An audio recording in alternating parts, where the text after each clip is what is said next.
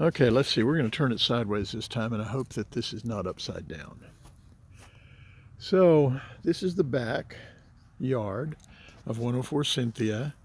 Let me start with a view of the house. You might get too much sun on the camera here, but there's the back of the house. And I can't see anything because the sun's in my eyes.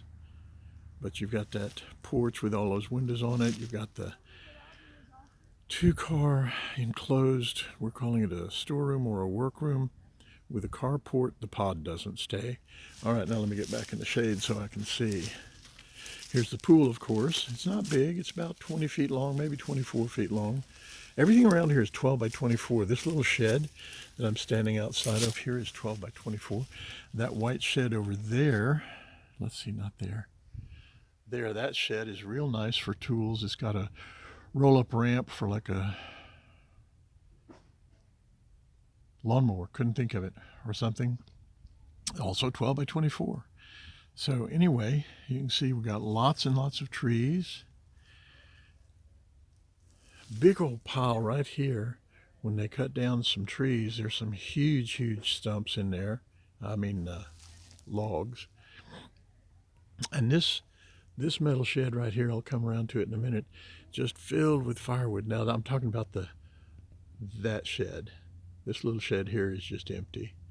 And I don't know what was in there. And then there's another little metal shed here. Lots of little buildings. So the chain link fence, we're assuming that this chain link fence is the property line, which I mentioned in the other video. And then it turns into barbed wire. We've got 3 strands of barbed wire here on metal posts. And it runs back to the corner of the property. The property also has 8 zones of sprinkler system, which we may or may not use. It's liable to get pretty expensive because I understand they charge for sewer. So someone came in and put a little bit of chain link here, which I didn't see earlier. That's interesting. Oh, look how far it goes. That's 30 or 40 feet, maybe 20 or 25 feet of, maybe it's 24 feet like everything else. Got a curb here. I don't know what that's about. It's a cement curb that runs way up to the front. There must have been a driveway here a long time ago. Oh, look at that deer. Can you see that deer? Look at that buck.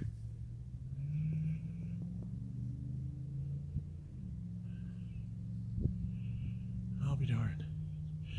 Okay, so anyway, the chain link fence runs all the way to the back here.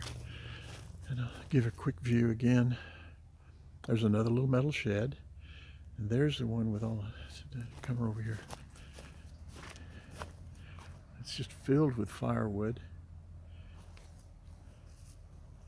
Anyway, some awesome trees here. There's a branch that needs to be cut off because it comes all the way down to the ground. These two also are going to have to be trimmed up. But then the neighbor back here has goats, like mountain goats or something. Well, they could be sheep, I don't know. But they look like goats. So anyway, he's got this. There used to be a barbed wire fence here that kind of fell down, and he put up these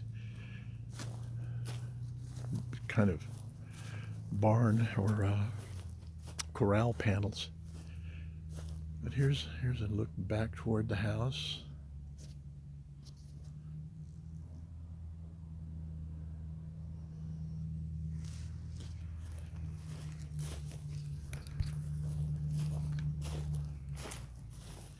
And in this area where they didn't mow, it's just a brush pile. When they cut down a tree at some point, they just threw the brush there, and so whoever was mowing mowed around it. Got some pretty good cedar posts here every once in a while. That one's pretty solid. And then there's a corner post over here that is good and solid.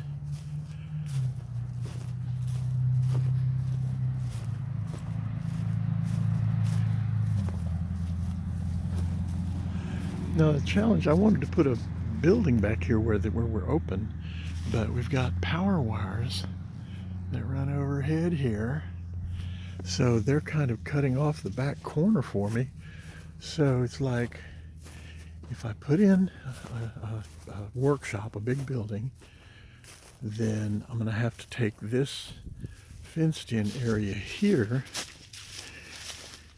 and I was thinking about taking this out anyway and using this chain link fence elsewhere as a perimeter fence, but nothing is going to happen immediately. It's all about get moved in. So you got a pretty good sized open area here. If this little garden area were moved, that back corner would still be good for a garden. And given the size that I want, let me see how far apart are these things. I think these are 10 feet apart. 1, 2, 3. Yeah, so these are 10. So it's 10, 20, 30, 40, 50 by 1, 2, 3, 4. So it's 50 by 50. This little thing is 2,500 square feet. So if we just move over and come real close to this tree right here, I've got plenty of room. I'll have to make sure I'm not covering up any sprinklers. But I could come right in here. I might have to take that little tree out or some part of it. Come right about here.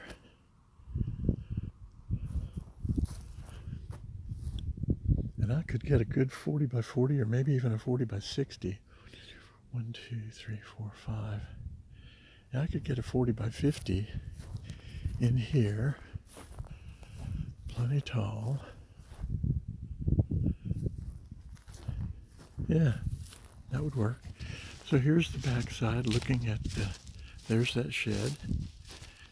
And then there's the carport.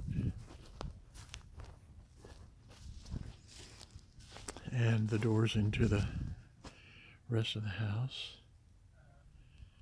And then that's kind of it. Here's this big old, let's see, I think I zoomed out. Let me zoom back in. So, or I zoomed in, now I zoomed out. Okay. Great big logs. These would be perfect for outdoor bonfires or outdoor cooking or something. I mean, tons and tons and tons of things here. I mean, take a look. You don't have any comparison there. Let me put my hand on that and give you an idea of the size. I mean, that's massive. That's easily 24 inches in diameter. And this one over here, there's another one 24 inches in diameter there. And look at the base. The base is closer to 36.